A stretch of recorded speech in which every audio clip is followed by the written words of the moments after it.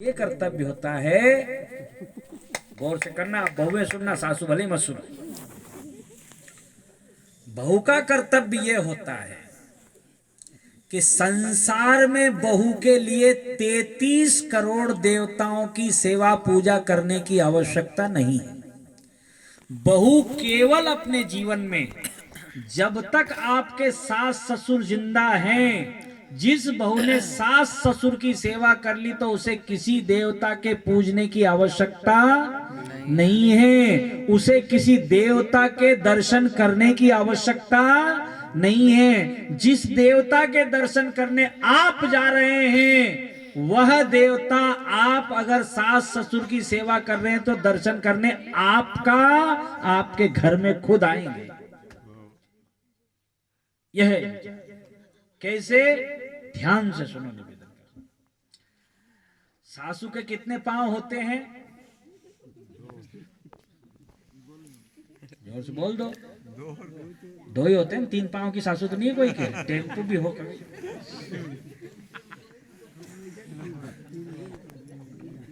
2 पांव सासू के और 2 पांव ससुर के। कितने हो गए? जोर से बोलो। 4 पांव। और धाम कितने हैं? 4 धाम। 4 धाम। जो 4 धाम की यात्रा कर लेता है वह यहाँ धरती पे पाप भी करता हो तो उससे स्वर्ग तो कम से कम मिल ही, ऐसा कहते हैं। पर पाप करना मत और के बाद में कर आएंगे 4 धाम, ठीक है, जिंदगी भर करो, क्योंकि कर्म का फल तो भोगना पड़ेगा प्यारे।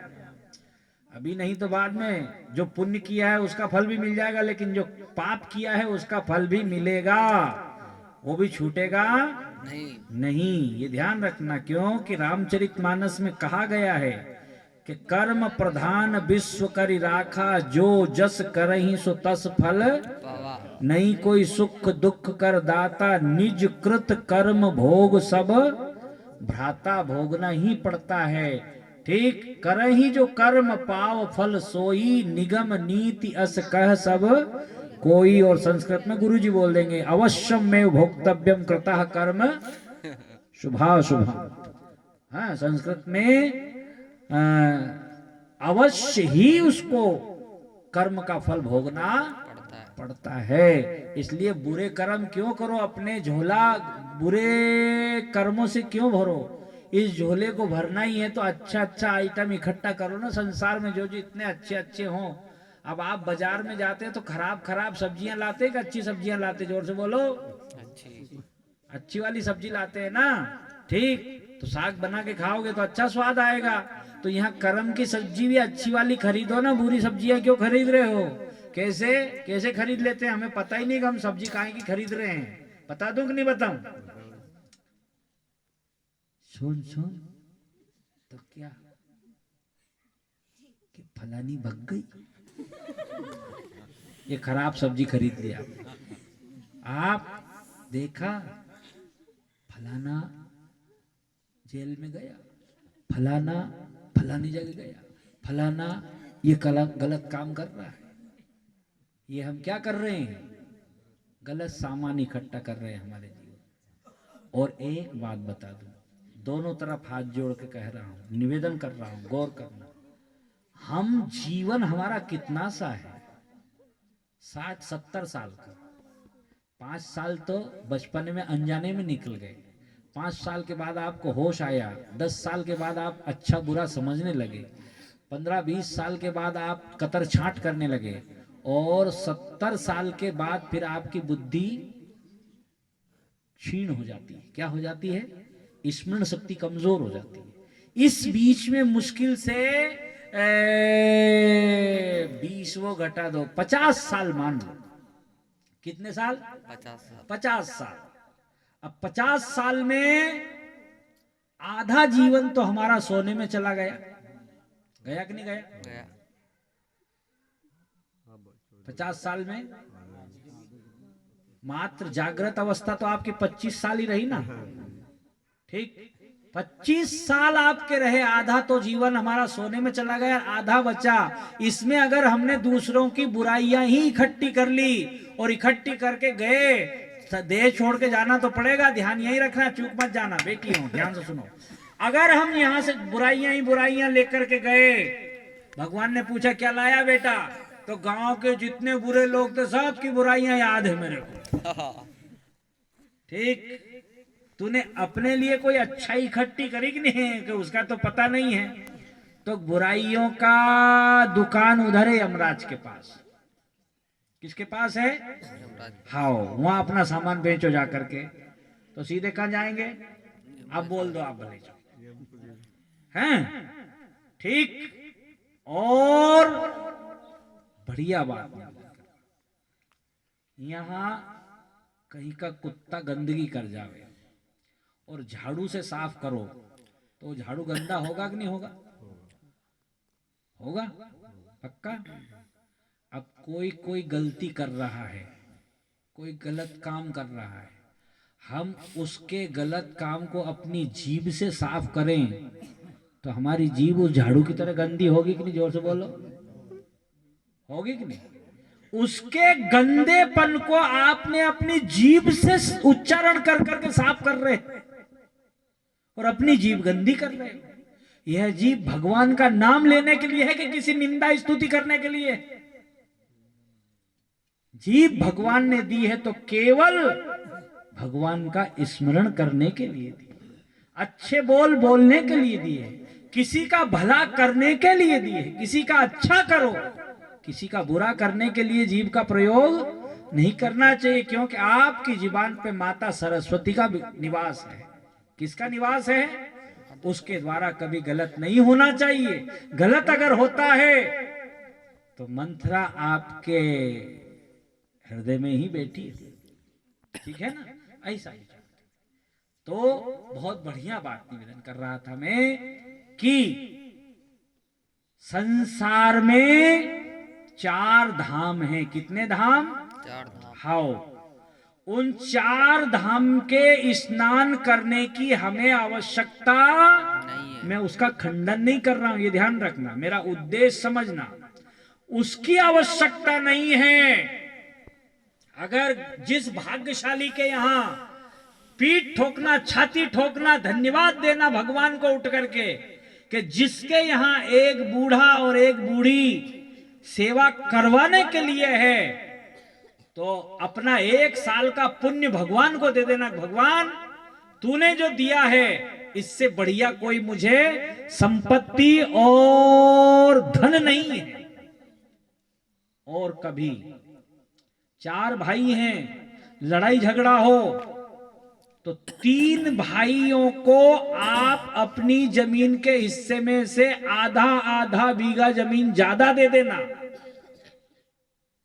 लेकिन माता पिता अपने पास रखना। भाई साहब जमीन ज्यादा ले लो आप, लेकिन माता पिता में रखो। ऐसी लड़ाई कर। माता पिता से बड़ी सेवा और माता पिता से बड़ी कीमत और कोई संसार में है नहीं। ऐसा बाद में अगरबत्ती लगाने से और बाद में फूल चढ़ाने से, माला चढ़ाने से, तस्वीर लटकाने से फिर कोई फायदा नहीं है। ये बैठे हैं तब तक इनकी सेवा करो। भाग्यशाली हैं वो जिनके घर में बुजुर्ग हैं, सौभाग्यशाली हैं वो कि जिनकी यह बुद्धि है कि मुझे माँ बाप की, बुजुर्गों की सेवा करना। नहीं तो इस देह का क्या कर लोगे? वह बुढ़िया, वह माता आज आपकी तरफ देख रही है जब उसका शरीर काम नहीं कर रहा है, ठीक?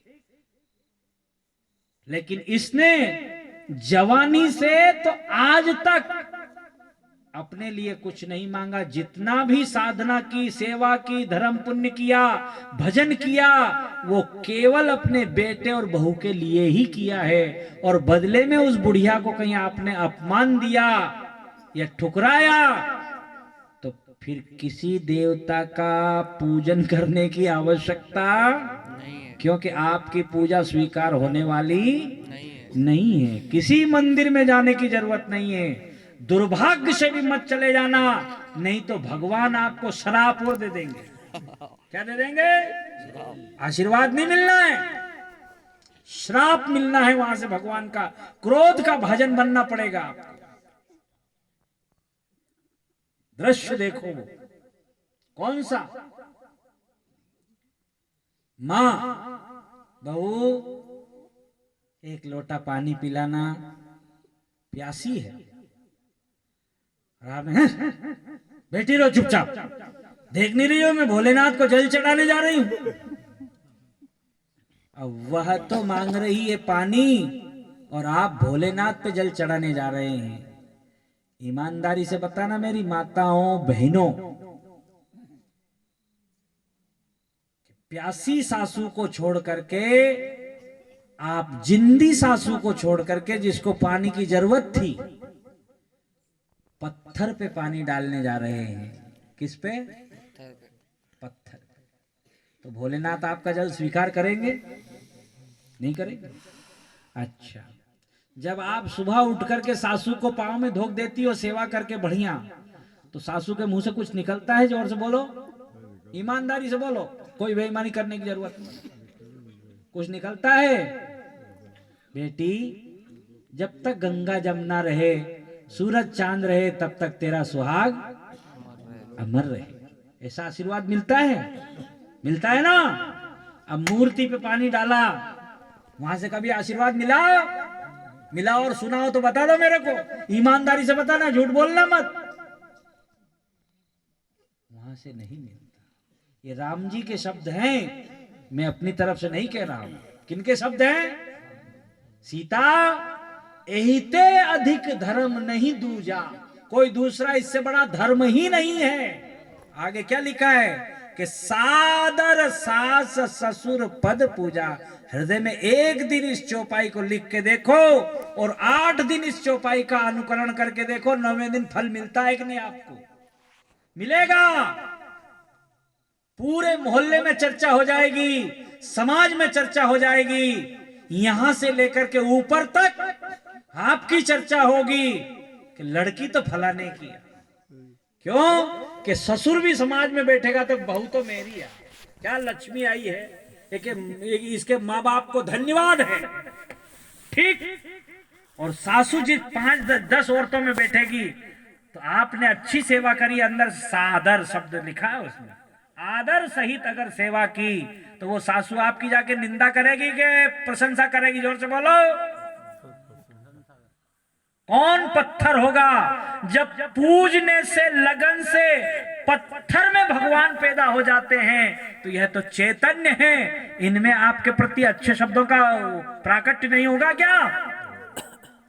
होगा, होता है। इसलिए मेरी बहनों, सास और ससुर की सेवा करना चाहिए। यह शब्द मैं नहीं कह रहा हूं, किसने कह के भेजा है? अगर आपको अच्छा लगे, समय ज्यादा तो नहीं हो गया?